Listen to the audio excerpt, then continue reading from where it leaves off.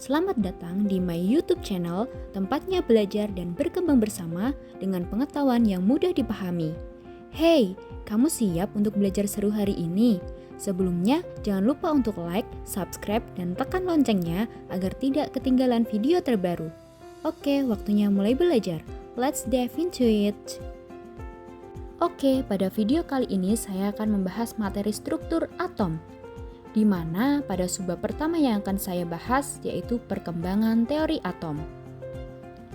Yang pertama, teori atom Dalton pada tahun 1803. John Dalton mengembangkan teori atom berdasarkan hukum kekekalan massa dan hukum perbandingan tetap. Teori ini menyatakan, yang pertama, atom adalah partikel terkecil dari suatu unsur yang tidak dapat dibagi lagi. Yang kedua, semua atom dari suatu unsur memiliki massa dan sifat yang sama. Sebaliknya, atom unsur yang berbeda memiliki massa dan sifat yang berbeda. Ketiga, senyawa terbentuk dari gabungan atom-atom dengan perbandingan bilangan bulat dan sederhana. Dan yang keempat, dalam reaksi kimia, atom tidak dapat diciptakan atau dimusnahkan. Dalam teori atom Dalton, terdapat kelebihan di antaranya. Yang pertama, dasar teori atom pertama yang menjelaskan bahwa materi tersusun atas partikel-partikel kecil yang disebut atom. Yang kedua, menjelaskan hukum kekekalan massa dan hukum perbandingan tetap. Dan yang ketiga, menjadi pijakan untuk perkembangan teori atom selanjutnya. Akan tetapi, di balik kelebihannya terdapat kelemahannya, di antaranya yaitu yang pertama, menganggap atom sebagai partikel yang tidak dapat dibagi lagi, padahal ada partikel subatomik, proton, neutron, elektron. Yang kedua, tidak menjelaskan sifat listrik dari materi. Dan yang ketiga, tidak dapat menjelaskan keberadaan isotop. Oleh karena itu, muncullah teori atom yang kedua, yaitu teori atom Thomson pada tahun 1897. J.J. Thomson menemukan elektron melalui percobaan tabung sinar katoda. Ia mengusulkan model roti kismis atau plum pudding. Teori ini menyatakan, yang pertama, atom adalah bola bermuatan positif yang besar. Yang kedua, elektron bermuatan negatif tersebar di dalam bola bermuatan positif seperti kismis dalam roti. Terdapat kelebihan pada teori atom Thomson. Yang pertama yaitu membuktikan bahwa atom bukan partikel tak terpecahkan, ada partikel subatomik atau elektron. Yang kedua, menjelaskan keberadaan elektron dalam atom. Akan tetapi, di balik kelebihannya terdapat kelemahan. Yang pertama yaitu tidak menjelaskan keberadaan inti atom. Yang kedua, tidak menjelaskan sifat atom yang stabil. Oleh karena itu, muncullah teori atom yang ketiga, yaitu teori atom Rutherford pada tahun 1911. Ernest Rutherford melalui percobaan hamburan sinar alfa atau lembaran emas mengemukakan bahwa yang pertama, atom terdiri dari inti kecil bermuatan positif atau nukleus yang sangat padat di pusatnya. Dan yang kedua, elektron bermuatan negatif mengelilingi inti sebagian besar atom berupa ruang kosong. Yang ketiga yaitu atom memiliki inti yang terdiri dari proton dan neutron. Neutron baru ditemukan pada tahun 1932 oleh Chadwick. Dan yang keempat yaitu elektron mengelilingi inti seperti planet mengorbit matahari. Dalam teori atom Rutherford terdapat kelebihan. Yang pertama yaitu menemukan inti atom nukleus sebagai pusat massa dan muatan positif atom. Yang kedua, menjelaskan struktur atom yang sebagian besar berupa ruang kosong. Dan yang ketiga, memberikan dasar untuk mengembangkan model atom berikutnya. Akan tetapi, di balik kelebihannya terdapat kelemahan pada teori ini. Yang pertama, yaitu tidak menjelaskan mengapa elektron tidak jatuh ke inti akibat tarikan elektrostatik. Yang kedua, tidak dapat menjelaskan kestabilan atom menurut teori elektromagnetik. Dan yang ketiga yaitu tidak dapat menjelaskan spektrum garis atom hidrogen. Oleh karena itu, maka muncullah teori atom yang keempat yaitu teori atom Bohr pada tahun 1913. Niels Bohr menyempurnakan model Rutherford dengan prinsip kuantum Max Planck. Yang pertama, elektron bergerak dalam orbit melingkar tertentu yang disebut tingkat energi atau kulit elektron. Yang kedua, elektron hanya dapat berada di orbit tertentu tanpa memancarkan energi. Yang ketiga, elektron dapat meloncat antar tingkat energi dengan menyerap atau memancarkan energi dalam bentuk kuanta atau foton. Dan yang keempat, energi yang dipancarkan yaitu dengan rumus delta E sama dengan Hf, di mana H adalah konstanta Planck dan F adalah frekuensi foton. Kelebihan teori atom Bohr yaitu yang pertama, menjelaskan spektrum garis atom hidrogen dengan teori kuantum. Yang kedua, menjelaskan kestabilan atom karena elektron berada di orbit tertentu tanpa memancarkan energi. Yang ketiga, menjadi dasar untuk menjelaskan transisi energi dalam bentuk foton. Yang keempat, menjelaskan spektrum garis atom hidrogen. Dan yang kelima, menjelaskan kestabilan atom. Di balik kelebihannya, terdapat kelemahan pada teori atom tersebut. Yang pertama, hanya berlaku untuk atom dengan satu elektron seperti hidrogen. Yang kedua, tidak menjelaskan efek Zeeman dan efek Stark. Dan yang ketiga, tidak konsisten dengan prinsip ketidakpastian Heisenberg. Oleh karena itu, kemudian muncullah teori atom yang kelima, yaitu teori atom mekanika kuantum pada tahun 1926. Model atom mekanika kuantum berdasarkan prinsip gelombang dan teori kuantum oleh Erwin Schrödinger, Werner Heisenberg, dan Max Born. Yang pertama, elektron tidak bergerak dalam lintasan tetap seperti orbit Bohr, tetapi berada di orbital daerah dengan probabilitas terbesar menemukan elektron.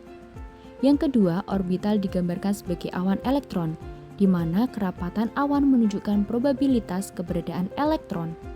Yang ketiga, elektron memiliki sifat dualitas gelombang partikel. Yang keempat, posisi dan momentum elektron tidak dapat diketahui secara bersamaan dengan pasti, di mana komponen utama yang pertama yaitu bilangan kuantum, menjelaskan lokasi dan energi elektron. Yang kedua, bilangan kuantum utama menunjukkan tingkat energi. Yang ketiga, bilangan kuantum azimut menunjukkan bentuk orbital yaitu s, p, d, f. Lalu selanjutnya bilangan kuantum magnetik menunjukkan orientasi orbital dan bilangan kuantum spin menunjukkan arah rotasi elektron. Apakah itu positif setengah atau negatif setengah? Kelebihan teori atom mekanika kuantum yang pertama yaitu menjelaskan sifat dualitas elektron atau gelombang partikel. Yang kedua, menjelaskan spektrum atom multi-elektron dengan lebih akurat. Yang ketiga, memberikan konsep probabilitas keberadaan elektron dalam orbital. Yang keempat, memadukan prinsip kuantum dan mekanika gelombang untuk menjelaskan sifat atom yang kompleks. Akan tetapi, di balik kelebihannya, terdapat kelemahan pada teori atom ini. Yang pertama yaitu teori ini sulit dipahami secara intuitif karena melibatkan matematika yang kompleks. Dan yang kedua, tidak memberikan gambaran fisik yang jelas seperti model atom Bohr. Subbab yang kedua yaitu akan membahas cara menentukan jumlah proton, neutron, dan elektron. Nah, dalam menentukan jumlah proton, neutron, dan elektron, kita harus mengetahui terlebih dahulu nih lambang-lambang dari suatu atom. Di antaranya yaitu yang pertama, nomor massa yang dilambangkan dengan huruf A. Yang kedua, nomor atom dengan dilambangkan huruf Z. Yang ketiga, proton dilambangkan huruf P. Yang keempat, neutron dilambangkan huruf N. Dan elektron dilambangkan huruf E. Contohnya, misal kita mempunyai suatu atom yang dilambangkan dengan huruf X, di mana di bagian kiri atas kita lambangkan dengan huruf A, yaitu nomor massa, dan sebelah kiri bawah yaitu huruf Z, yaitu nomor atom. Lalu, bagaimana sih cara menghitung jumlah proton, neutron, dan elektron? Yang pertama yaitu proton. Proton merupakan partikel bermuatan positif yang berada di inti atom. Cara menentukan jumlah proton yaitu jumlah proton sama dengan nomor atom atau Z. Jadi, P sama dengan Z. Yang kedua yaitu neutron. Jumlah neutron dapat dihitung dengan selisih nomor massa dengan nomor atom, yaitu N sama dengan A min Z. Yang ketiga, elektron. Partikel bermuatan negatif yang bergerak mengelilingi inti atom di kulit elektron. Dalam atom netral, jumlah elektron sama dengan jumlah proton dan nomor atom. Jadi, E sama dengan P sama dengan Z. Nah, agar lebih paham, saya contohkan sebagai berikut. Ada atom Mg, di mana sebelah kiri atas dilambangkan nomor 24 dan sebelah kiri bawah dilambangkan nomor 12. Dari atom tersebut, kita dapat mengetahui nomor massa, nomor atom, proton, neutron, dan elektron. Yang pertama, kita tentukan nomor massa. Nomor massa atau A sama dengan, yaitu berarti yang lambang di sebelah kiri atas, yaitu 24. Yang kedua, nomor atom, berarti lambang yang sebelah kiri bawah, Z sama dengan 12. Yang ketiga, proton. Proton itu sama dengan nomor atom, atau P sama dengan Z, yaitu sama dengan 12. Yang keempat, neutron. Neutron dapat dihitung dari selisih nomor massa dengan nomor atom, berarti N sama dengan A dikurangi Z, berarti 24 dikurangi 12 sama dengan 12. Yang kelima yaitu elektron. Elektron berarti sama dengan jumlah proton, yaitu E sama dengan P, berarti 12. Lalu bagaimana dengan suatu atom yang memiliki muatan? Atom yang bermuatan disebut juga dengan ion. Ion dibagi menjadi dua, yaitu ion positif dan ion negatif. Lalu, apakah suatu atom yang bermuatan tetap memiliki jumlah proton, neutron, elektron yang sama? Untuk jumlah proton dan neutron tetap sama, akan tetapi untuk jumlah elektron dengan proton tidak sama ya. Untuk menghitung jumlah elektron, kita dapat menghitungnya dengan selisih antara jumlah proton dengan muatan. Jadi, E sama dengan P dikurangi M. Agar kalian tidak bingung, saya beri contoh. Di sini ada atom S. Di sebelah kiri atas kita lambangkan dengan nomor 32 dan sebelah kiri bawah dilambangkan nomor 16. Dan sebelah kanan atas kita lambangkan dengan min 2. Min 2 di sini berarti muatan.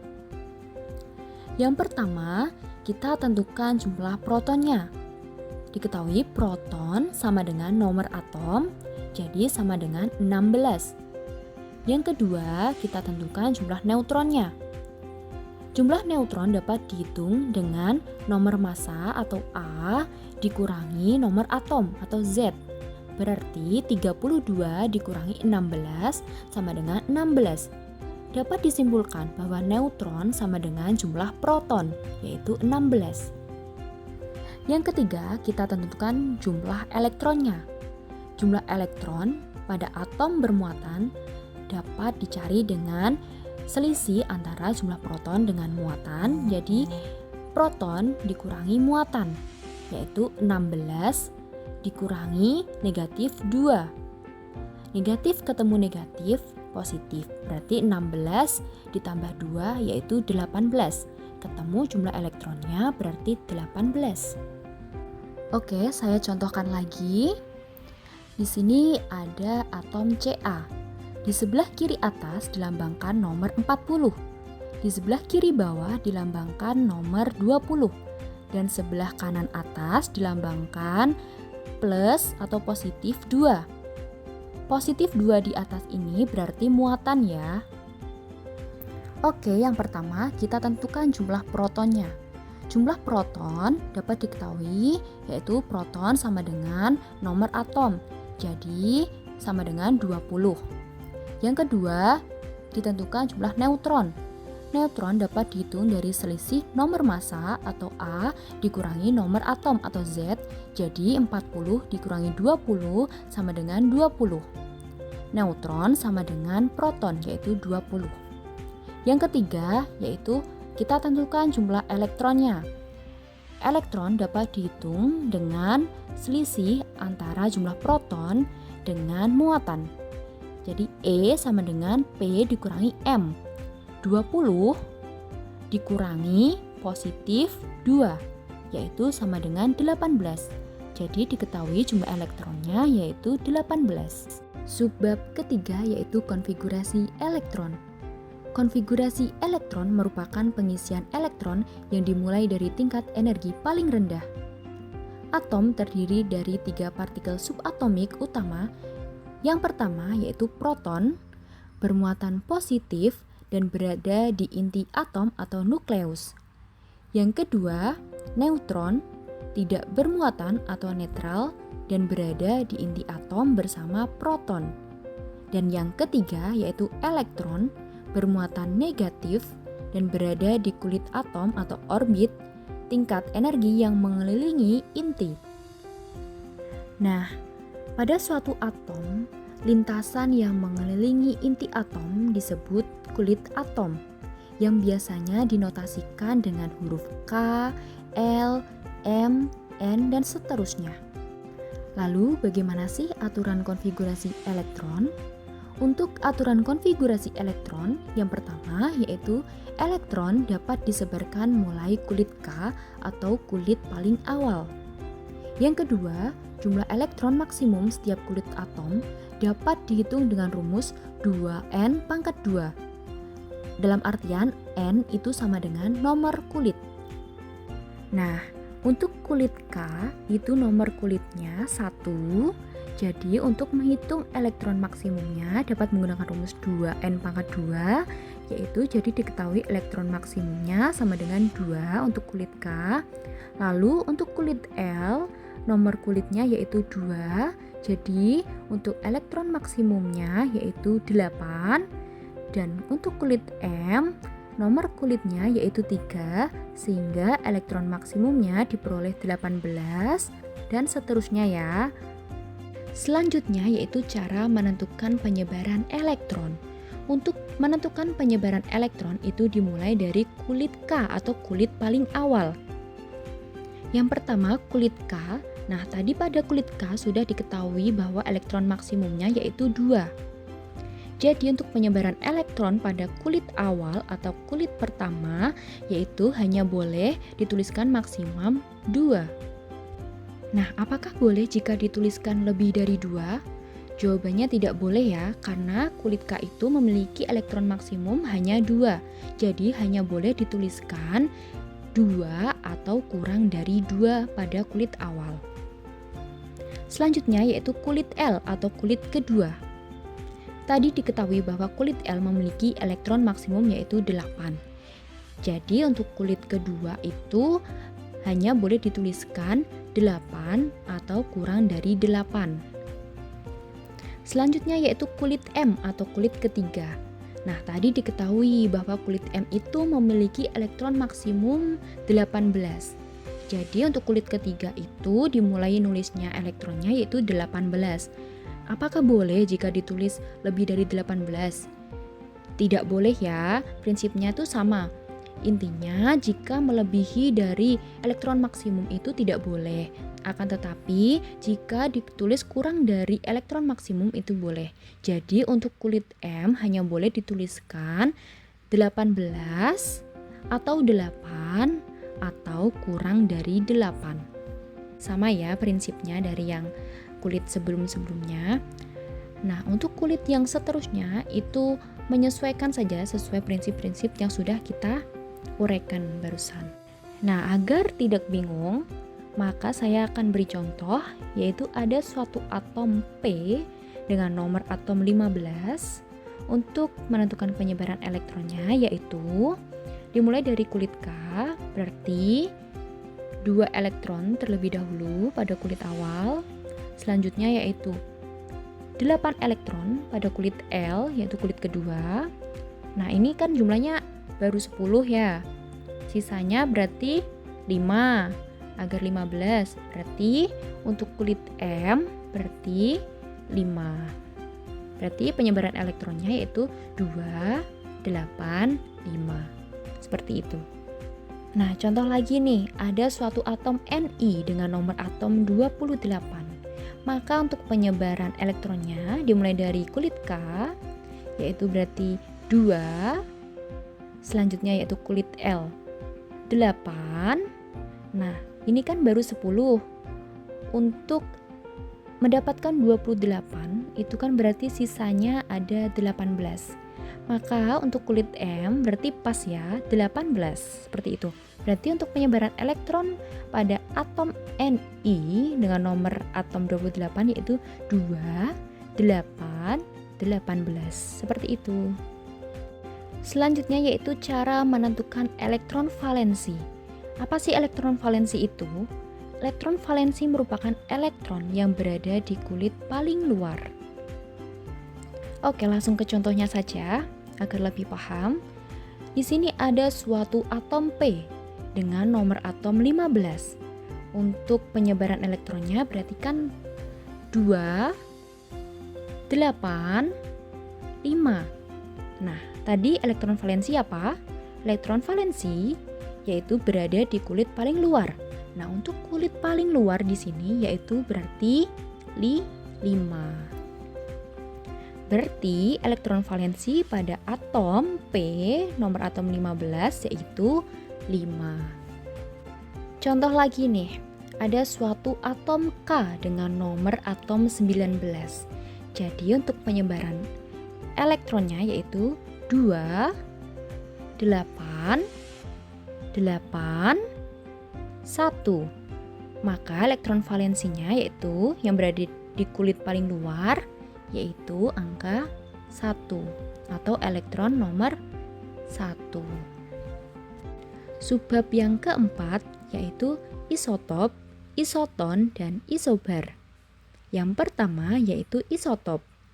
Isotop merupakan varian dari unsur yang sama yang memiliki jumlah proton yang sama tetapi jumlah neutron berbeda. Hal ini menyebabkan isotop memiliki massa atom yang berbeda. Isotop.